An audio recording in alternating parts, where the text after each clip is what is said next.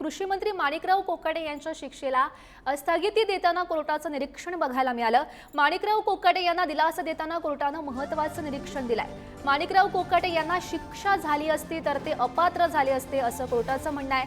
अपात्र झाले असते तर पोटनिवडणूक घ्यावी लागली असती आणि जनतेचा पैसा खर्च झाला असता असंही कोर्टाकडून हे म्हणण्यात आलंय। आणि खर्च टाळण्यासाठी माणिकराव कोकाटे यांच्या शिक्षेला ट्रायल कोर्टाकडून स्थगिती मिळाल्याचं सुद्धा समोर आलं।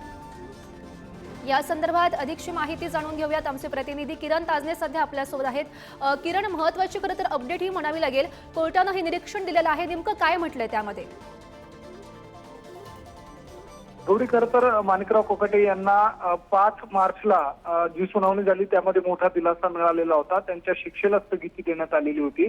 माणिकराव कोकाटे यांनी सरकारी कोर्टातून जी घर घेतली होती त्या प्रकरणी सरकारची फसवणूक केली म्हणून नाशिकच्या सरकारवाडा पोलीस ठाण्यामध्ये गुन्हा दाखल करण्यात आलेला होता आणि त्या सगळ्या पार्श्वभूमीवर नाशिकच्या अतिरिक्त जिल्हा सत्र न्यायालयानं त्याबाबतची सुनावणी पार पडली। त्यावेळेला 2 वर्षांची कारावास आणि 50,000 रुपयांचा दंड अशा स्वरूपाची शिक्षा सुनावलेली होती। या सगळ्या संदर्भामध्ये माणिकराव कोकाटे यांनी अपील दाखल केलेलं होतं। जिल्हा सत्र न्यायालयामध्ये त्याबाबतची धाव घेतलेली होती आणि या सगळ्या पार्श्वभूमीवर 5 मार्चला जो निकाल देण्यात आला त्यामध्ये कोर्टानं महत्त्वाची टिप्पणी केलेली आहे। आणि यामध्ये आपल्यासोबत बोलण्यासाठी वकील असीम सरोदे आहेत। सरोदेजी, आपण बघू शकतो खरं तर कोर्टाचं हे धक्कादायक असं निरीक्षण बघायला मिळत आहे। माणिकराव कोकाटे यांना शिक्षा झाली असती तर ते अपात्र झाले असते आणि अपात्र झाले असते तर पोटनिवडणूक घ्यावी लागली असती ज्यामुळे जनतेचा पैसा खर्च झाला असता असं आता कोर्टानं म्हटलेलं आहे।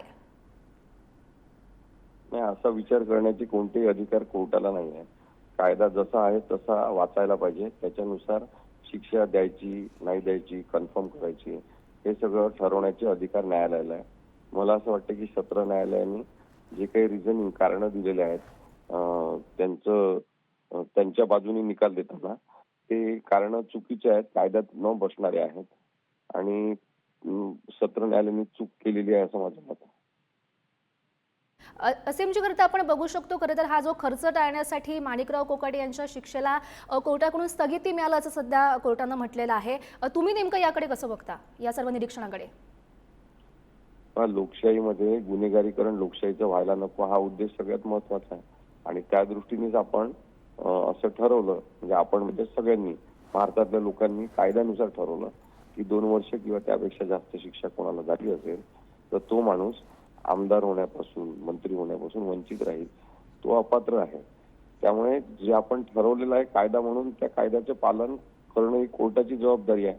अशा पार्श्वभूमीवर जर लोकशाहीचा खर्च थोडा होत असेल, लोकशाहीच्या शुद्धीकरणासाठी गुन्हेगारीकरणाच्या उच्चाटनासाठी थोडा खर्च होत असेल, त्याची काळजी करण्याची काही गरज न्यायाधीशांना नव्हती आणि तशा आधारे निर्णय देणं आणि कोकाटेंच्या बाजूने निर्णय देणं ही कायदेशीर चूक झालेली आहे असं माझं स्पष्ट मत आहे।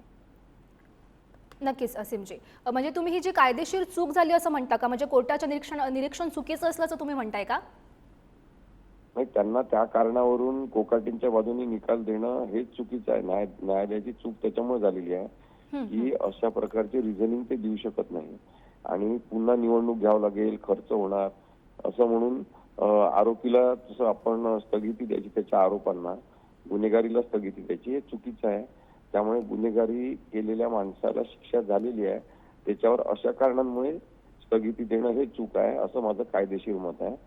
कारण की माणिकराव कोकाटे यांचं मंत्रिपद आणि आमदारकी दोन्ही पण त्या क्षणी रद्द होतात जेव्हा कोर्टाने त्यांना 2 वर्षाची शिक्षा कन्फर्म केलेली आहे।